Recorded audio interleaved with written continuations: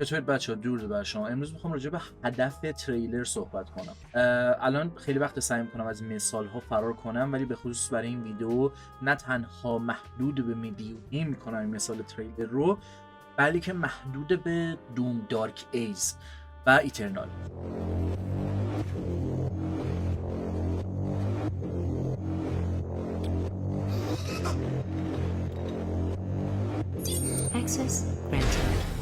به نظرم از طریق این ویدیو نه تنها درک بهتری از یک سری چیزا خواهید داشت، بلکه یادتون میاد یکم فراموش کارید و یه سری جا انگار دیگه دابل استاندارد عمله.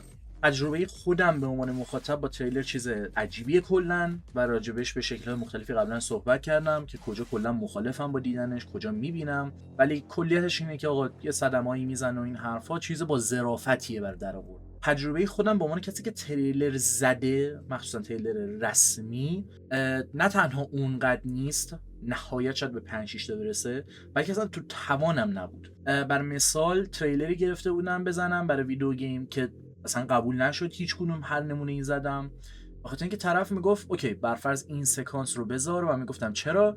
میگفت چون اینجا حرکت ماشین نشون میده چمنها فیزیک دارن و باد ماشین داره تحت تاثیر قرارشون میده.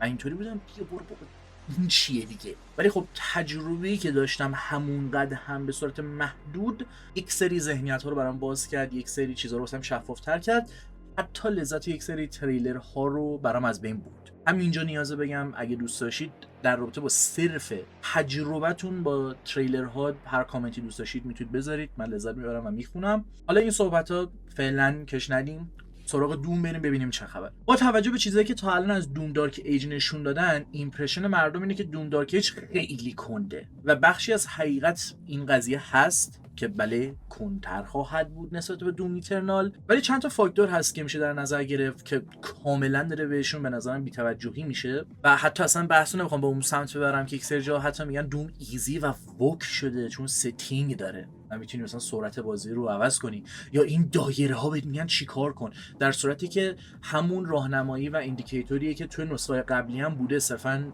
عملکرد بهتری داره. همین، یعنی یک ویژوال ایندیکیتور بهتره، همون کاری رو داره میکنه که ولی جدای از اینا تکنیکالی دوم جدید اسلو شده، دش نداره، یک سری چیزا نره 100%، ولی اون حس سرعتی که مخاطب داره از تریلر میگیره و به نسبت اون واکنش میده گول زننده و حتی اشتباه، و این باعث میشه بخوام راجع به شکل کارکرد تریلرها صحبت کنم، حتی به بهونه دوم. با توجه به چیزایی که تا الان توضیح دادم نمیخوام یه سند بیارم و چک لیست بزنم که بگم حتما اینه یا فلان چیزها باشه دیگه تمومه، یک الگوریتمی هست و همه مثال ها توی اون قرار میگیره، ولی یک هدف مشخصی داره تریلرهای دوم، به شکل محدودی حتی ارتباط مستقیم، سریع و صاف و ساده با مخاطب به شکلی تأثیرگذار و موندگار در ذهن.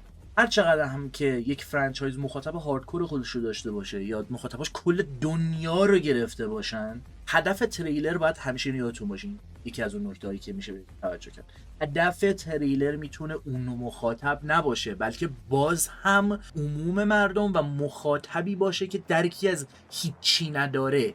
تارگت آدینس کیه؟ مخاطب جدید. تموم شد. یه تروپ سینمایی تو المان داستانگویی رو بذارید سریع بهتون توضیح بدم تا دیگه مطمئن باشم کامل متوجه حرفم میشید. این تروپی که هست میاد میگه اوکی من برای شرح اون اکوسیستم جدیدی که طراحی کردم میام یک کاراکتری رو اونجا قرار میدم که اون اکوسیستم برای اون هم حالت الین لایک و بیگانه داره عملا. یعنی اینجوریه که اوکی ما میخوایم بریم فضا، میخوایم بریم توی یک سیاره به خصوصی که من توی داستانم به وجود آوردم و این یک جزئیات عجیب و غریبی توی این اکوسیستم قرار دادم و قطعا مخاطب قرار نیست همینا رو بفهم و منم نمیتونم خیلی ساده و احمقانه همینا رو توضیح بدم. برگ درخت که نمیاد زبون باز کنه بگه من سیستمم اینطوری کار میکنه. یه کاراکتری میذاری اونجا که این دنیا واسش حالت بیگانه داره، میخواد این چیزا رو کشف کنه.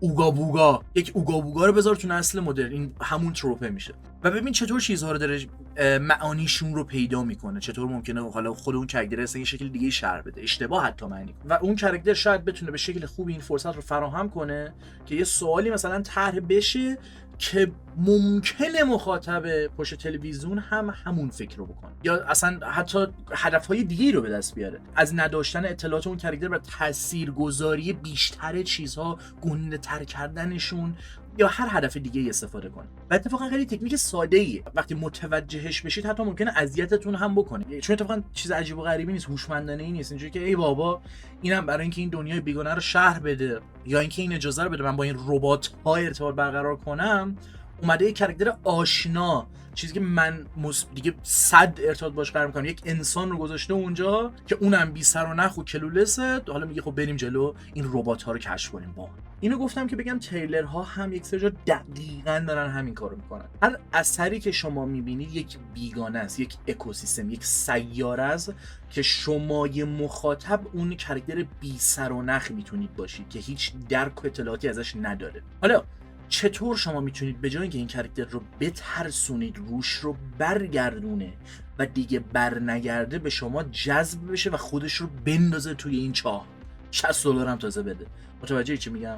این به نظرم کلی ترین چیزی که نسبت به تریلر و هدف مخاطبشون این چیزا میشه.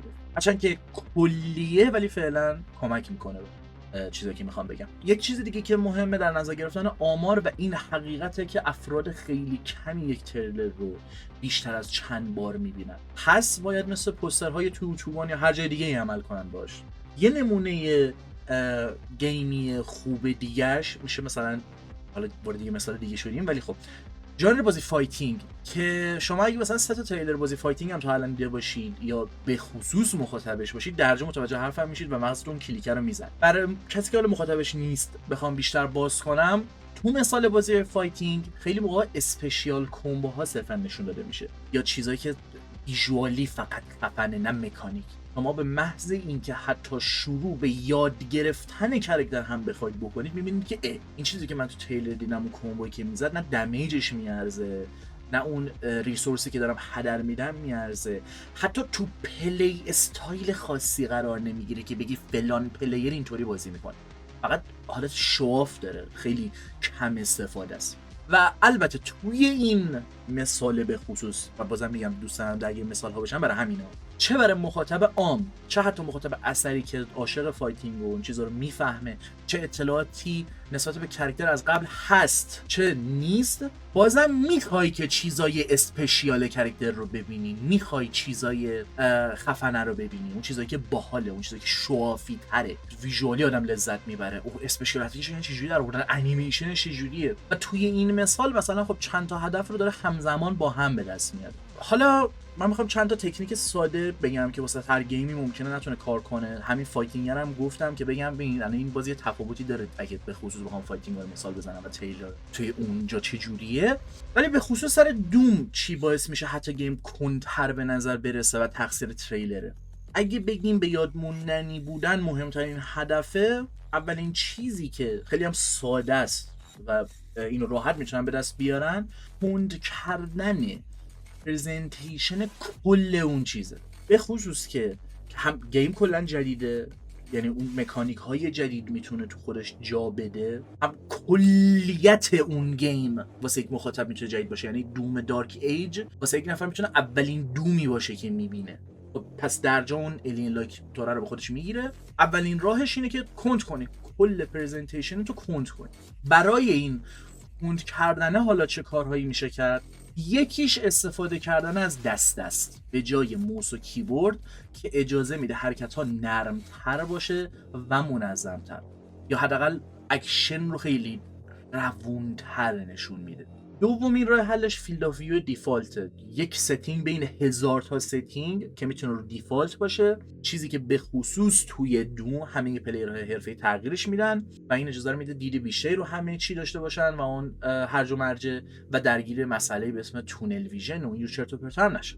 و کلا به نظرم فیلد آف ویو هر چی کمتر باشه تو هر گیمی این حسو میده کنتره، چون از منظر ویژوالی تو عملاً داری اطلاعات کمتری توی تصویر میگیری و اون هرج و مرج همه چی کمتر اتفاقی که داره میفته حداقل توی اون تصویر. مخصوصاً که یک سری گیم ها هم اینطوریه که فضای خارج از دوربین AI غیر فعال، هیچ اتفاقی نمیافته. حالا اینا رو کاری نداریم، وارد این جزئیات نشیم. بخوام سعی کنم خیلی تیتری نگه دارم تا به یک حرف مشخصی تری برسم شاید.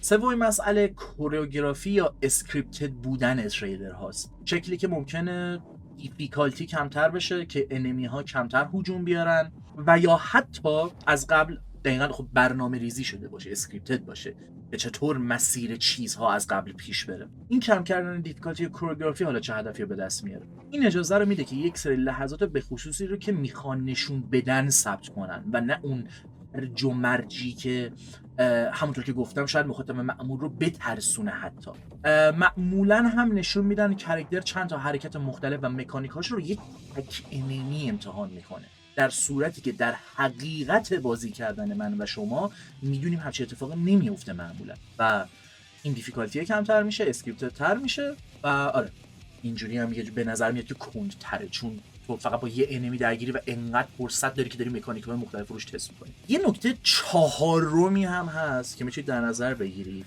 و اونم اینه که برای گیم پلی ضبط کردن نمیان یک دون پلیر حرفه‌ای و اسپیرانر بیارن. اگه طرف بخواد هدف خودش رو به دست بیاره، اصلا وجود همچین گیمری و دادن دسته بهش احتمالاً فروشون اصلا رو کم کنه و هیچی کنه، حتی چقدر هم که میخواد خفن باشه. من خودم هم بخوام کسی تریلر برام ضبط کنه، کسی رو میارم که درک کمتری داره از چیزها و میبینم اون چی میفهمه، چه واکنشی به اون چیز داره و چی پیشنهاد میده، چون ممکنه همون آدم یک ریپرزنتیشنی از اون عموم مخاطب‌ها باشه که مثل اون فکر میکنن من کارگردان یا پلیر حرفه‌ای یا هر چیزی که هستم و الی آخر. خب تا اینجا اینا رو داشتید دیگه. میخوام برم سراغ اون بخش حرفم که اینم بگم که چرا خود مخاطب دوم فراموش کاره. بیایید برگردیم تریلرهای اولیه دوم ایترنال رو ببینیم که گیم پلی نشون دادن. حتی اگه اطلاعات معمولی نسبت به دوم ایترنال هم داشته باشید، میدونید که هرج و مرج بسیاره و عملا سردرد بهتون میده اگه مطابقت ندید خودتون رو با بازی و اون ادپتیبیلیتی رو نداشته باشید. حالا وقتی تریلرهای 2019 رو ببینید، همه چی نسبت به حقیقتی که الان از دوم ایترنال هست کنتره، خیلی کنتره. الان این تصویر روی صفحه که من دارم صحبت میکنم الان دارید میبینید، عملا چیزیه که بدون ماد یا هر چیزی دوم ایترنال بهتون ارائه میده وقتی سراغ گیم برید. بعد همین الان رو صفحه نگاه کنید، برگردیم تریلر رو ببینیم، تریلر دوم ایترنال، حتی ورتیکالیتی بازی هم یک سری جا حس نمیشه، اصلا انگار وجود نداره، چه برسه به سرعت و هرج و مرجش، چون دوباره هدف نشون دادن لحظات به یاد موندنیه که اگر تریلر رو هنوز با هم نگاه کنیم مثل این صحنه که یوهو با هوکشات گانت خودتو میندازی بالا، بعد 3 تا راکت میزنی به حریفت، یوهو بازی مولتی تاسکینگ هم داره ها. وقتی این حریف داره میاد تو صورتتون میتونید دش بدید عقب که اون عقبی ها رو بزنید، یا اینجا که اصلا عملا اسکریپتده که یه راکت بزنم بعد برم رو جامپد اسنایپر بزنم، بعد با اوتو شاتگان یهو برم رو گلوری کیل. تازه حالا جالبش اینه این نهایت دیگه، نگاه کن چقدر اتفاق داره تو بازی میفته به نسبت مثلا توی تریلر، در صورتی که خب بازی رو الان بهتون نشون دادم و حقیقتش این نیست، خیلی شلوغ‌تره و این حرکتی که اینجا نشون داره میده هم حتی شاید تو بگی اوکی یک حرکت بولده، ریسکیه حتی تو هر دیفیکالتی هستن، خب که هر کسی شاید انجام نده، ولی مهم اینه انقدر خودش رو خفن نشون میده، انقدر کول لوکینگه که همین الان خب مشخصا دارم بهش اشاره میکنم و راجعش صحبت میکنم که آقا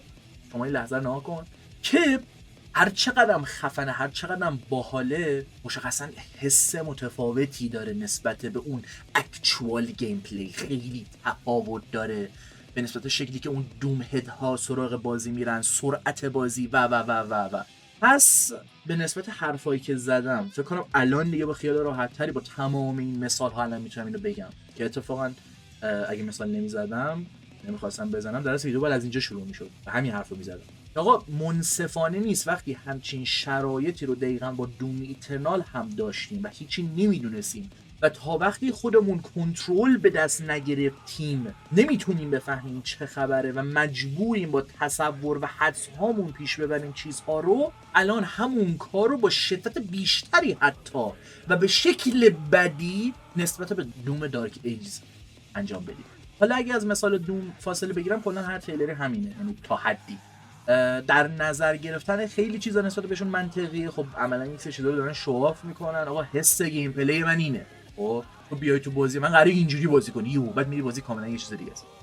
ولی همه چیز رو چیدن و این تصور و پیش زمینه و انتظار و فلان و بازی نیومده زده زمین رو تریلر رو اینجور چیزا یه ذره دیگه دیلوژناله دیگه، یعنی اجازه بده بازی بیاد ببینیم چی میشه. یک دوره دیگه حالا برگردیم سر بحث دوم. آره به نظر من دوم دارک ایج به نسبت تریلر سریعتر خواهد بود، حتی بدون دست زدن به تنظیمات به سرعت گیم بیشتر باشه یا نه، به خاطر تمام توضیحاتی که دادم. ولی اوکی هم هستم که دوم دارک ایج اون های لول پلیش حول محور چیز سرعتی نباشه، حالا کنسل انیمیشن و هر چیزی، یک حس جدید و دیگه‌ای بده و اپروچ دیگه‌ای داشته باشن بهش که امیدوارانه به اندازه کافی خفن در اومده باشه و حس خاصی رو بده، نه دقیقاً حس دوم ایترنال.